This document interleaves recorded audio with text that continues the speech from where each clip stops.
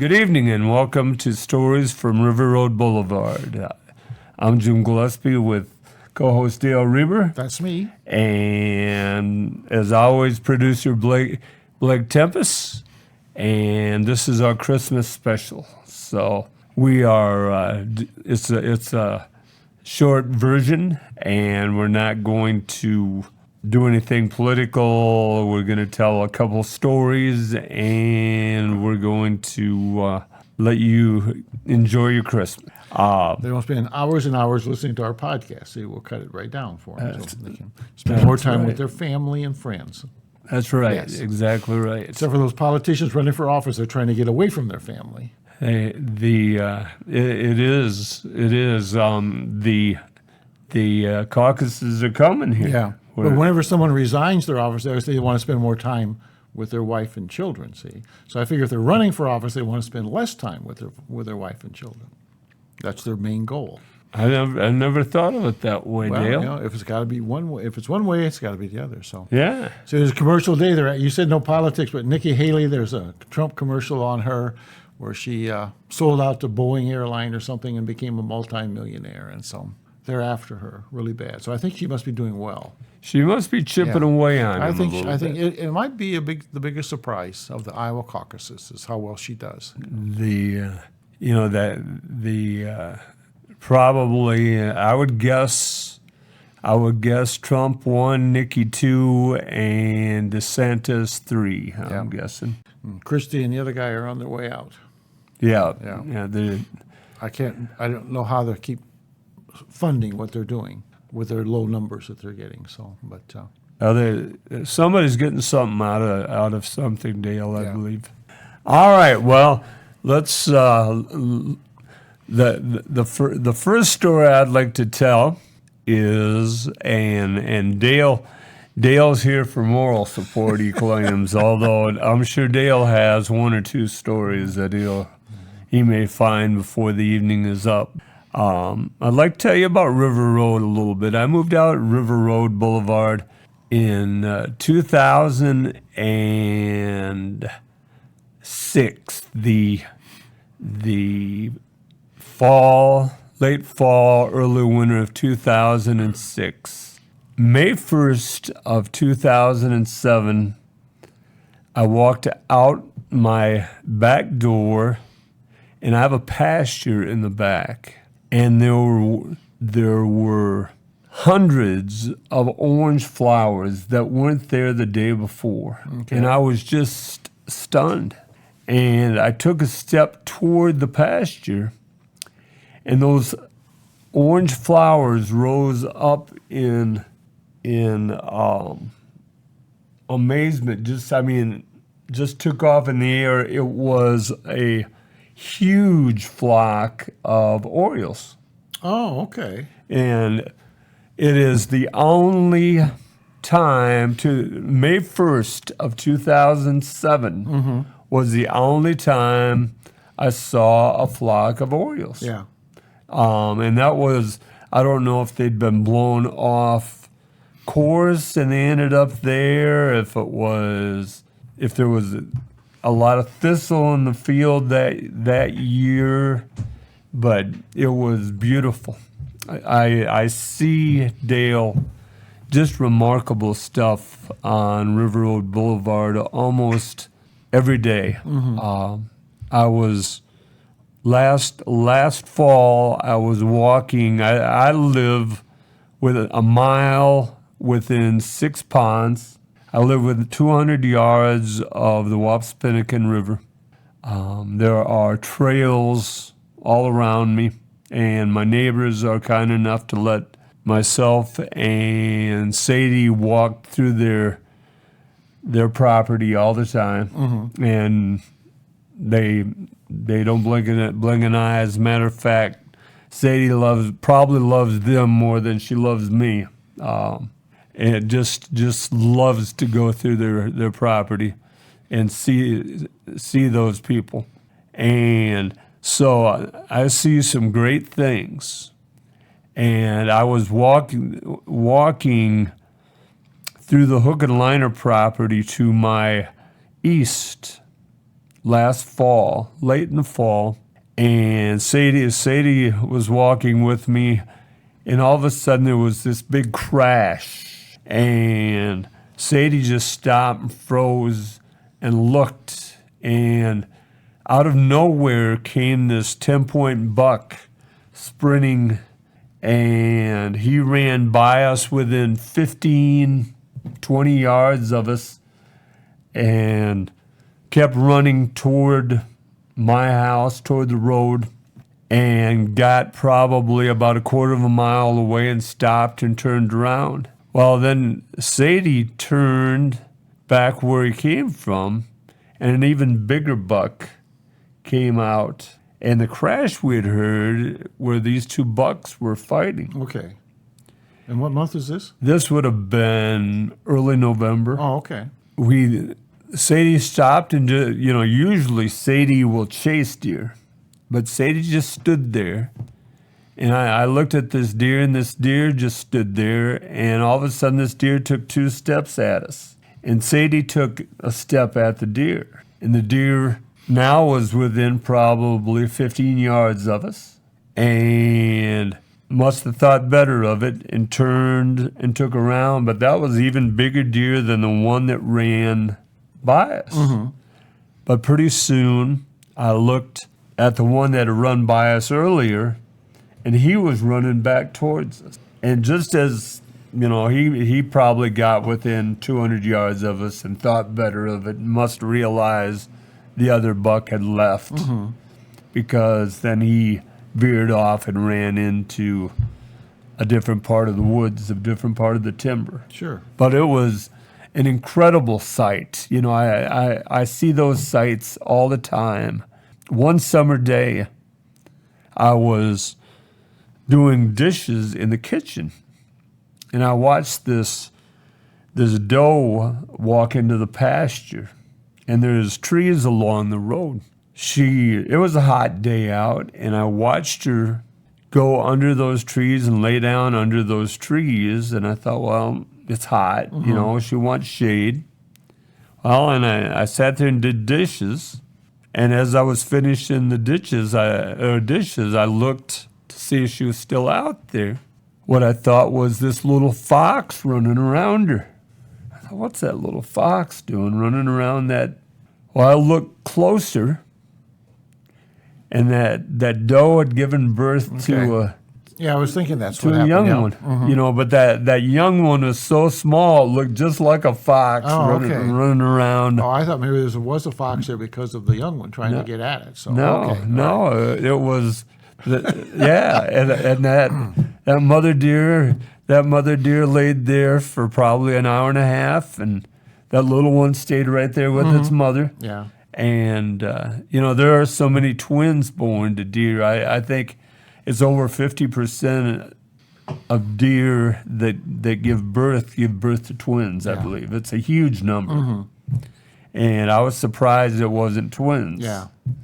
But that was another unique event. I got a call tonight just before we came in to tape from a friend of mine. Jasmine Banks is her name. Some people here in town may have met Jasmine. She lives in Madison, and she's a Renaissance woman. She's become a hiker. She's become she runs a chainsaw. She works at the university there, right? She works for the city now. Oh, okay. But I remember you telling me about her several years ago. Yeah. Okay. Yeah. And she took a class this weekend. She went pheasant hunting. She had learned to fire a shotgun in the summertime, mm-hmm. and learn gun safety. And this weekend they went pheasant hunting, and she told me about how she killed her first pheasant, and then the dog they had with them found another pheasant and brought it to her. So she claimed that her and the dog Gus had got two pheasants. Each had one, right? Yeah, Okay. each had one. That's pretty neat. So. Yeah. So it is Outdoors are unique. Yeah. But we're coming. Today is the end of the second shotgun season. Mine is one of the few public areas where there are a lot of deer in our area. And there's a lot of orange around my house, Dale. Nobody hunts on the property around me. You know, they don't ask, or they ask, and I tell them no. You know, Tracy and Virgil have so many dogs that I don't want one of those dogs to be shot. Yeah. So I always tell people no, and people are good with that. They understand why. I watched the last 2 weeks, people race up and down, hunting deer, and I could see them wandering through the woods, and I could hear gunshots the last 2 weeks. I'm sure a lot of deer were harvested these last 2 weeks. Yeah. Well, about 3 o'clock this afternoon, the TV was watching me, and I got up and went to the sink to wash the dishes. All of a sudden, out in my pasture, I watched this buck come sprinting, and he just stopped. I have a small trees in my pasture now, and that buck just stopped in that pasture because there were all sorts of cars across the road from my pasture. And I thought, what's he stopping for? They're not hunting on this side. They're pushing. They can't be over there. A car came from the other direction, and he was waiting for that car to go so he didn't have to run in front of it. Well, I watched him. As soon as that car drove by, just glided to the fence, took a step, and just rose over that fence. How they do that. So beautiful. Yeah. Then ran across the road and ran into the neighbors across the road's timber. And I thought, you're not long for the world. There's so many guys out. I felt sad. I felt so much grace for that buck. It was probably about 10-pointer, watching him sneak through those trees, avoiding all those guys across the road, and avoiding those cars. And I knew there were people in the other trees. And I heard a bunch of shots about 4:30, but I wasn't going to go out there to see if they got him. I just didn't want to see if that buck was shot. It was such a beautiful sight. I'm so lucky to live on River Road Blvd. I do have some experience with that. Be south of you, the road curves and goes to the east. Yeah. And there's a county park along the side there now that has some ponds with it. Yeah. Okay, well, I had fished there a couple times in the summer. It was in the fall, and I was walking through this grassy field to get to a pond, and I had a brown coat on and everything, and I'm singing little songs to myself as I walk along, and almost I hear some guy say something to me, and I look around, I can't see anybody, but I turn around, and there's a guy in a tree stand with a bow and arrow. Is it deer season? He says, yeah. And it was anybody else around here? Well, yeah, there's a guy in a tree over there and a guy in a tree over there. And I said, I think I'm going to go fish someplace else. And so I turned around and left. But it's, you can see why the deer don't see them up there, because I had walked by this guy, had not seen him at all, because you don't look up. You watch where you're stepping so you don't trip and fall and this kind of stuff and look ahead. But so there are a lot of deer out in that area. Yes, there are. I remember when I was a kid, I used to take Outdoor Life and Sports Afield, the magazines, and one of them had a thing that just a one-page called "This Happened to Me," and one of them was a guy was out in the woods and a well-antlered deer attacked him, and what he had to do to get away from it, I don't remember the exact story, but it was in the fall, in the rut, and so he did. Instead of running, he came at the guy.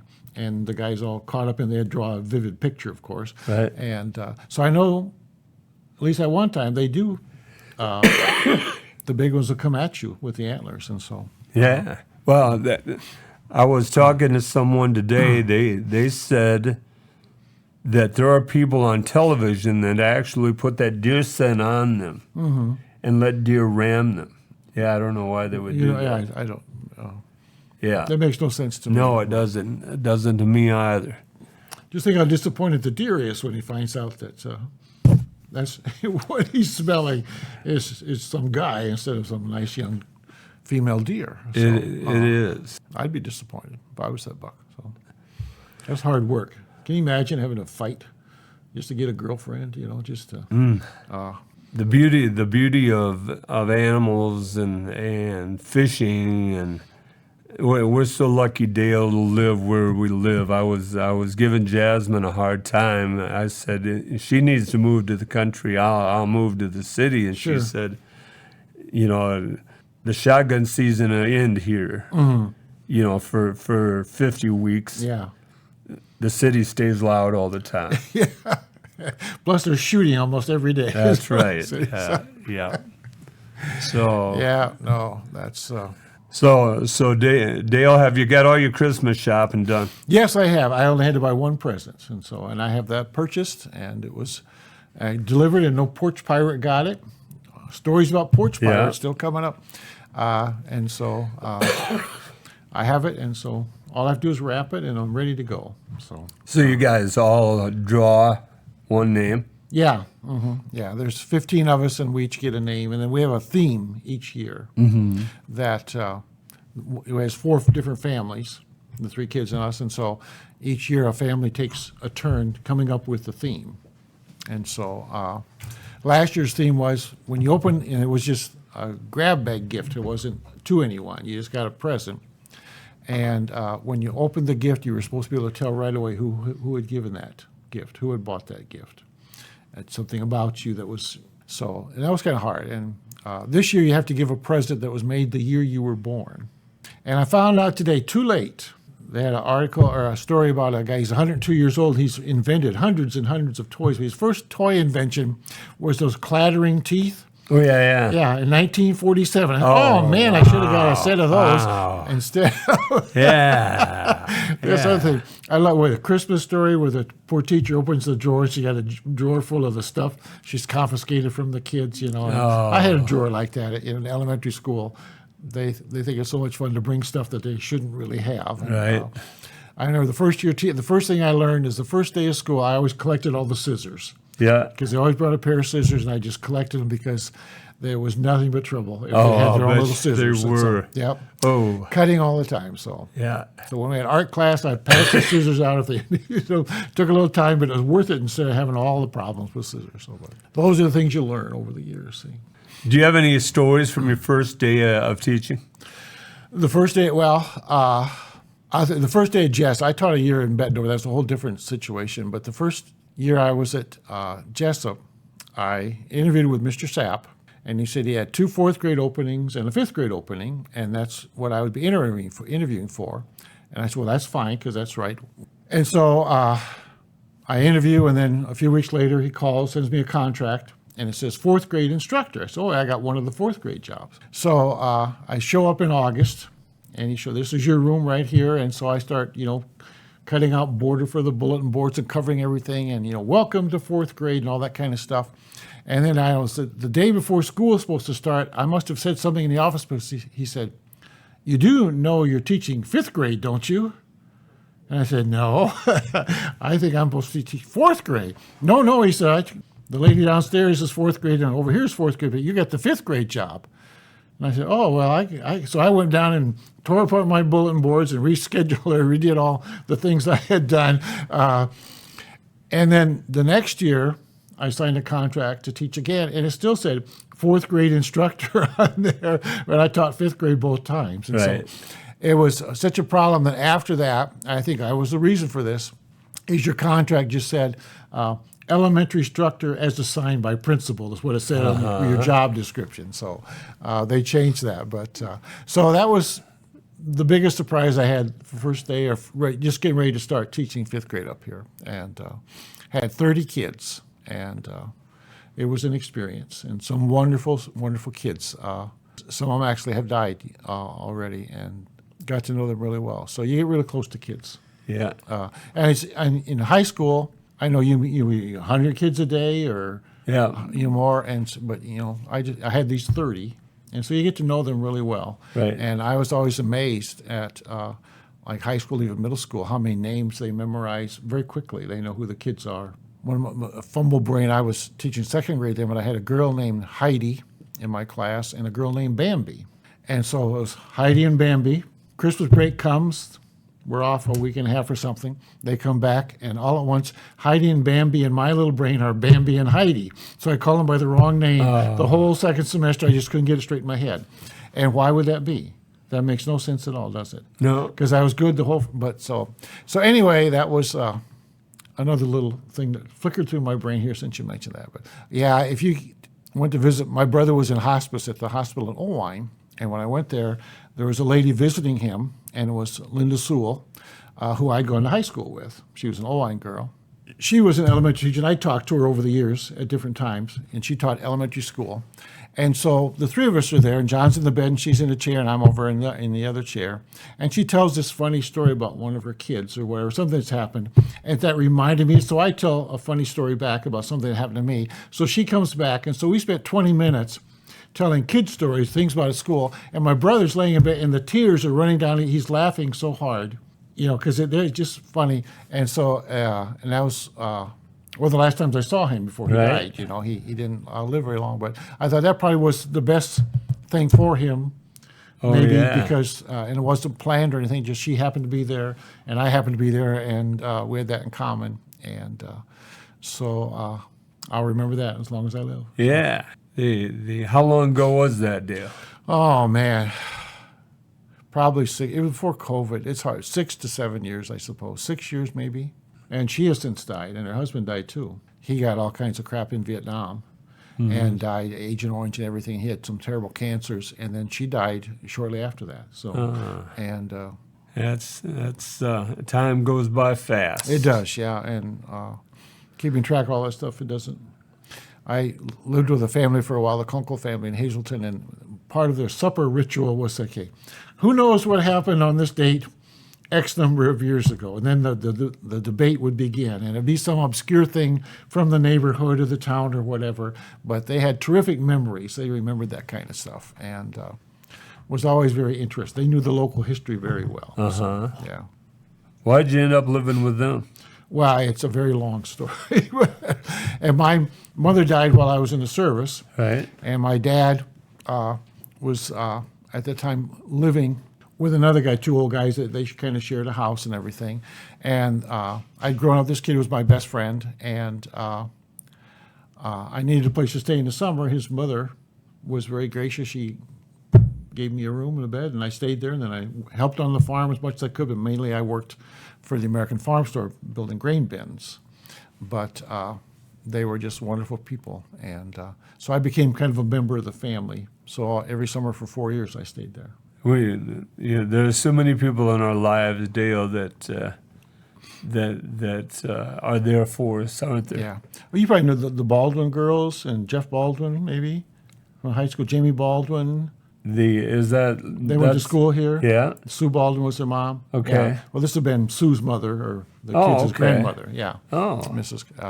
That's a long version of a story from River Road Boulevard, and we hope that you have a wonderful Christmas, and we'll see you on New Year's Day. New Year's Day will be the next time they get this.